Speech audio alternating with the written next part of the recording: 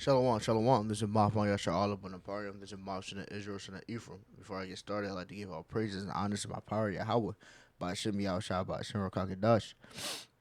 Shalom to Akim Magwaf and the Bind that's tuned to this video. Not this peace to the brothers, sisters, and children that's tuned to this video. We're going to do a relatively short, I'll say it's a quick hitter that's discussing some things.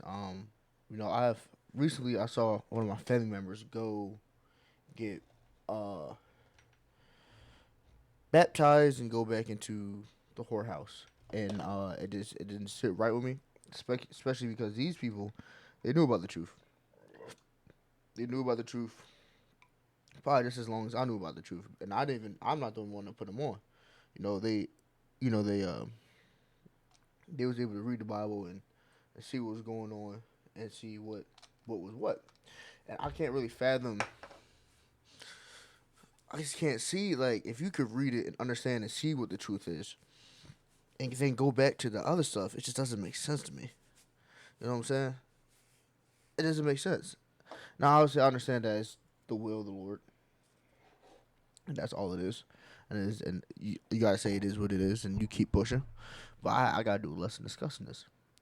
The book of Isaiah, chapter 30, verse 10, and it reads, "Which say to the seers, see not, and to the prophets, prophesy not. Unto us right things, speak unto us smooth things, prophesy deceits." You know, these people like, you can't, I just, you, you say, so the people don't like hearing the truth, right? And that's why a lot of them are still in the whorehouse, and why they go every Sunday. They go worship all the stuff they're not supposed to worship. Even though if you just open the book, you'll see a lot of that stuff is negated and not true. Um, it just doesn't make sense. If you go from that back to that, it just doesn't make sense because you can see it. You actually had the eyesight to open the book and read and understand that a lot of stuff that they was teaching in that church is not true. Simply, it's not true. But you decided to go back to thinking that they want to hear deceits that make you feel good. You know the precept said, "Why seekest thou way to trim love? Seekest thou way to seek trims thy way to seek love." And that's they trying to go seek love. They say they don't want to hear the truth. The book of 2 Corinthians chapter 4 verse 3. But if our gospel be hid, it is hid to them that are lost, and whom the power of this world have blinded the minds of them which believe not, lest the light of the glorious gospel of Mashiach, who is the image of the power, should shine unto them. So this gospel is now lost to them. They lost it. And when they say the power of this world, the lowercase g, that's Shaitan. Has blinded these people and caused them to err, right? It made them not one either not be able to see what the truth is, or two reject the truth, or three just they'll be in there and fall out, and that's a scary thing. Another precept I don't really have in this lineup, but I'm gonna just paraphrase it. It's a fearful thing to fall in the hands of the living power. It's a fearful thing. Another precept is that we persuade men with fear, right? So it's like knowing what could come because you decided to fall back to the wayside and go back to those wicked ways, and go back to that whorehouse and not following truth and commandments. That's no good. You're just gonna bring a lot of stripes. You're gonna get beaten with many stripes, man. I don't. Again, I just can't understand it. The book of Luke, chapter 9, verse 62. Yahweh Shah said unto him, "No man having put his hand to the plow, looking back, is fit for the kingdom of the power." Now, granted, they were not doing the work.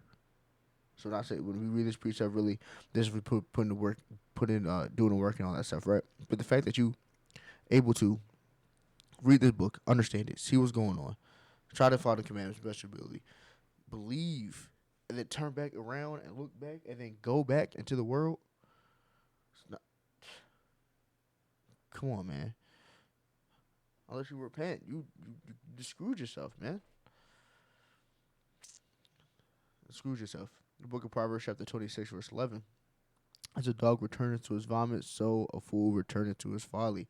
So returning to the world, especially from having this understanding, is essentially going back to a dog returning to his vomit. It's disgusting. It's nasty. It's vile. It makes no sense. It makes no damn sense. It's vile. It's disgusting.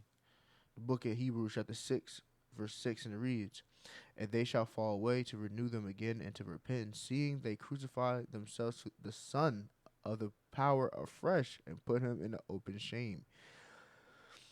Going back into the world is like you crucify Yahushua again. Put him to shame. That's what people are doing. You fall away. When you put away this truth, this glorious truth. That's what you're doing. It's a shame. You're putting the Lord to open shame. It's just like, it's man. It's bothered. It's been vexing me in my spirit since I seen them post that. I've been wanting to discuss this because it's not something y'all gotta keep fighting the fight of faith, man. You gotta keep going. You gotta keep going. Book of Luke chapter 13, verse 3, and it reads, "I tell you, nay, but except you repent, ye shall all likewise perish." I don't desire. They repent, man.